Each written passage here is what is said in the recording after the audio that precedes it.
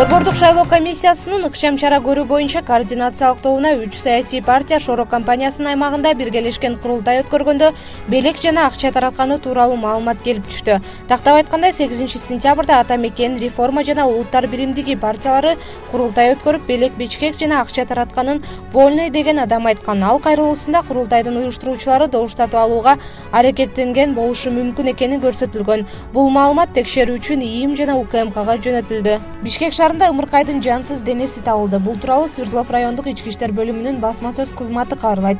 Маалыматка ылайык, үстүбүздөгү жылдын 17-октябрында саат 11:55 чамасында милицияга Аламүдүн 1 кичи районунун аймагында баштыктан ымыркайдын жансыз денеси табылгандыгы тууралуу маалымат келип түшкөн. Соттук медициналык экспертиза дайындалды деп айтылат маалыматта. Учурда тергөө амалдары жүрүп жатат. Нью-Йорктогу Уолл-стритке 2016-жылы зоопарктын кызматкерлери тарабынан өлтүрүлгөн бийликтиги 2 метрлик Харамбе горилласынын айкели орнотулду. Бул тууралуу чет элдик басылмалар жазышты. Маалыматка ылайык, айкел америкалык капиталисттик системада жашаган адамдарды чагылдырат. Горилланын айкели Уолл-стриттин белгилүү символу колодон жасалган Attacking Bullдун алдына коюлган. 2016-жылдын май айында Американын Цинциннати шаарындагы зоопаркта кичинекей бала горилла жаткан жерге түшүп кеткен. Андан кийин зоопарктын кызматкерлери баланы кармап алган Харамбе аттуу горилланы атууга аргасыз болушкан. Окуя коомчулукта резонанс жаратып, көрүлгөн чаранын негиздүүлүгү тууралуу талкууларды жараткан. Кыргызстандык балбан Айпери Медет кызы Сербияда өтө турчу 23 жашка чейинкилер арасындагы дүйнө чемпионатына катышат.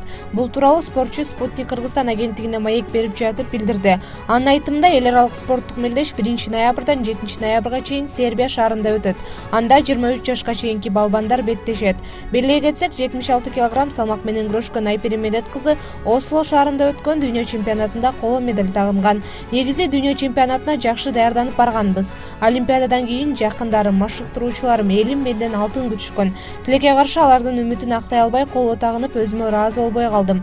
Осло шаарынан келгенден кийин агайларым ушуну менен жылды жыйынтыктайбыз дешти. Бирок мен 23 жашка чейинкилер арасындагы дүйнө чемпионатына катышуу ниетимди билдирдим. Азыр мелдешке даярданып машыгып жатам, деди Медет кызы. Белгилей кетсек, Айпери Медет кызы дүйнөлүк рейтингде 76 кг салмакта 4-орунга көтөрүлгөн.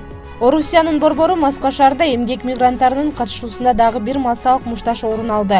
Бул тууралуу аталган өлкөнүн басылмалары жазышты. Маалыматка ылайык, окуя Москванын түндүгүндөгү Коптева районунда болгон. Анда спирт ичимдигин ичип алган жарандар мушташкан. Массалык мушташка катышкандардын арасында мигранттар да, орусиялыктар дагы бар. Алардын ичинен бычактан алган жаракатынан улам бир адам ооруканага жаткырылган. Массалык мушташка катышкан жалпы 23 адам кармалган. Учурда полиция териштирүү иштерин жүргүзүп жатат. Мушташка катышкан мигранттар депортация болушу мүмкүн. Бишкектин шаардык балдар ооруканасында вирустук инфекция менен ооругандардын агымы дээрлик 2 эсеге көбөйдү. Бул тууралуу оорукананын башкы дарыгеринин дарылоо иштери боюнча орун басары Жамиля Анакеева маалымат жыйынында билдирди. Ал пандемия башталгандан бери оорукана балдардын жугуштуу оорулар ооруканасынын функцияларын аткарып келгенин эске салды. Бизге вирустук гепатиттен башка вирустук жана ичеги инфекциялар менен ооругандар жаткырылат, деди ал. Ал кошумчалагандай, акыркы күндөрү кайрылгандардын саны көбөйдү. Эгерде мурда педиатрлар 200 баланы текшерсе, азыр 370-400. Бул балким курч респиратордук вирустук инфекция менен ооругандардын көбөйүшүнө байланыштуу, деди башкы дарыгердин орун басары. Вице-премьер-министр Эдил Байсалов Ала Тоо 24 каналынын маек программасына кеңири интервью берип, түз эфир учурунда Улукбек Мариповдун эмне себептен кызматынан алынгандыгына дагы токтолду. Анын пикири боюнча, экс-премьер жана анын командасы президенттин үмүтүн актай алышкан жок. Алар берилген темпке чыдабай коюшту. Себеби президент ойлонуп отурууга, акыл калчап бардыгын таразалап отурууга убакыт короткусу келбейт. Ал тездикти, чечкендүүлүктү, темпти каалайт. Мариповдун бийлиги чечим кабыл алууга өтө көп убакыт коротчу. Балким анын мурунку тажрыйбасы таасирин тийгизгендир. Ал эсеп палатасынан келбедиби? Көп ойлонуп таразалай берчү. Анан өкмөт эффективдүү жана мобилдүү боло алган жок. Тилекке каршы ал өлкө башчысы жана эл ага арткан үмүттү актай алган жок, деп Эдил Байсалов жеке пикирин билдирди. Жогорку сот Батукаевдин иши боюнча жаңы ачылган жагдайларга байланыштуу башкы прокуратуранын өтүнүчүн канааттандырып, экс-президент Алмазбек Атамбаевга карата өкүмдү кайра күчүнө киргизди. Бул тууралуу Атамбаевдин адвокаты Замир Жошев 19 октябрда кабарлады.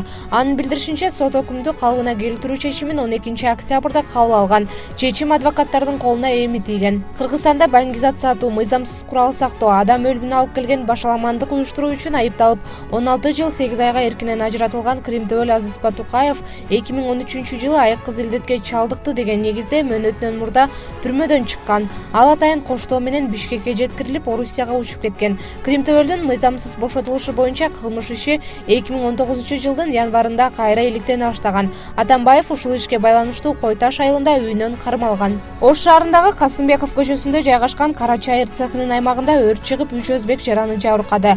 Бул тууралуу Өзгөчө кырдаалдар министрлигинин маалымат кызматы кабарлайт.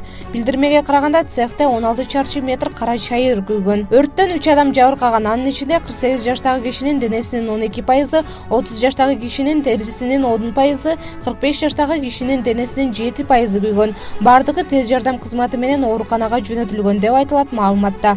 Учурда өрттүн себеби такталып жатат. Саламаттыкты сактоо министри Алымкадыр Бейшеналиев Биринчи радионун эфиринде саламаттыкты сактоо жана фармацевтикалык компаниялардын коррупциясына байланыштуу өлкөдө териштирилип жаткан чуулгандуу иштер боюнча комментарий берди.